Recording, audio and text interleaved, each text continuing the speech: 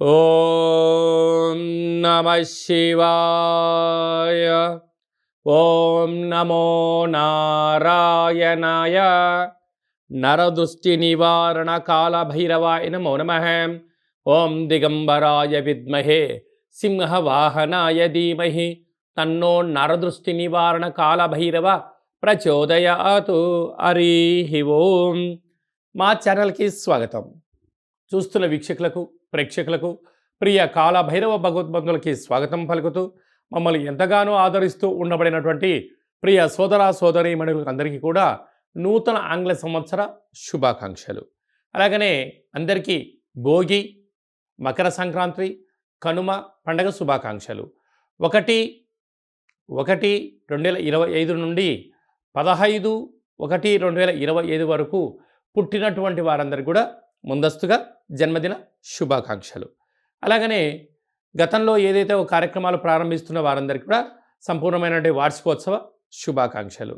కనుక నూతన ఆంగ్ల సంవత్సరంలో 2025లో అందరికీ శుభాన్ని, జయాన్ని, ఐశ్వర్యాన్ని, ఆనందాన్ని ప్రసాదించాలని, ఎవరైతే ఏ వృత్తులు అయితే చేస్తున్నారో వారందరికీ కూడా అష్టకష్టాలన్నీ తొలగిపోయి అష్టైశ్వర్య ప్రాప్తి కలిగించాలని మనసారా కాళభైరస్వామిని కోరుకుంటూ అందరికీ ఆశీర్వచనం.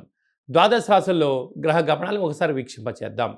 వృషభ రాశిలో దేవగురు బృహస్పతి సంచార స్థితి, కర్కాటక రాశిలో కుజ భగవానుడు సంచార స్థితి, కన్యరాశిలో కేతు భగవానుడు సంచార స్థితి, ధనుసు రాశిలో రవి బుధ సంచార స్థితి, బుధాదిత్య రాజయోగము.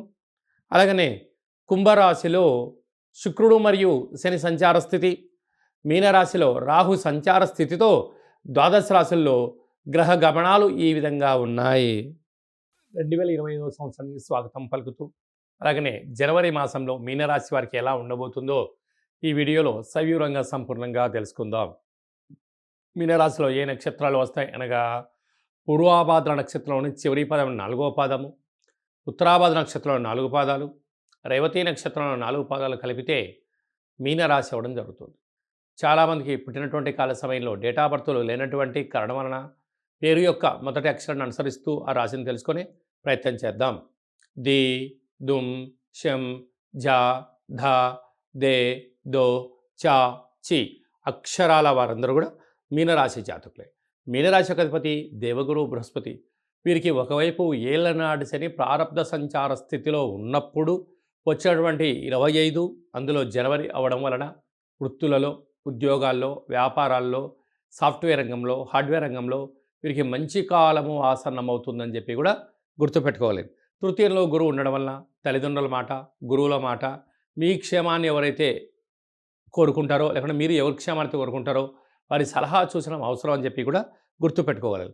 సంతాన స్థానంలో కుజుడు ఉండడంగా నూతనంగా వివాహమైనటువంటి వారికి పుత్ర, పుత్రిక, సంతాన యోగము, పిల్లల యొక్క చదువులు, అభివృద్ధి, కెరియరు, విదేశాలకు పంపించాలని మీ కోరిక కూడా నెరవేరబోతుంది.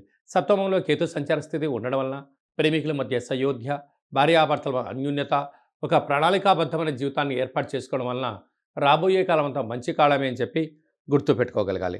అలాగనే రాజ్యస్థానంలో బుధాదిత్య రాజయోగం ఉండడం వలన ప్రభుత్వ ఉద్యోగ ప్రయత్నం చేసేవారికి మంచి కాలము, ప్రమోషన్సు, ట్రాన్స్ఫర్లు, ప్రైవేటు అధికారులతో ఉండబడే భాగస్వామ్య వ్యాపారాలు, పెట్టుబడులు ఆకర్షణీయంగా మీ జీవితం కాబోతుందని చెప్పి కూడా గుర్తుపెట్టుకోవాలి.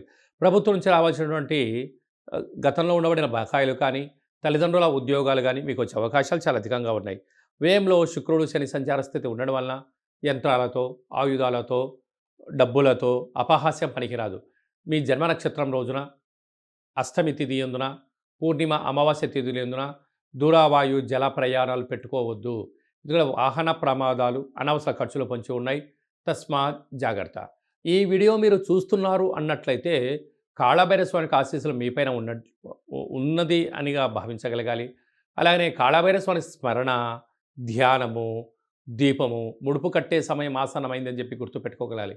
స్వామివారి సేవ చేయడం వలన నరదృష్టి, యంత్ర, మంత్ర, తంత్ర, తాంత్రికపరమైన దోషాలు తొలగిపోతాయని చెప్పి కూడా తమరు గమనించగలగాలి. కనుక మీనరాశి వారికి అంతా మంచి కలుగుతుందని చెప్పి కూడా గమనించాలి.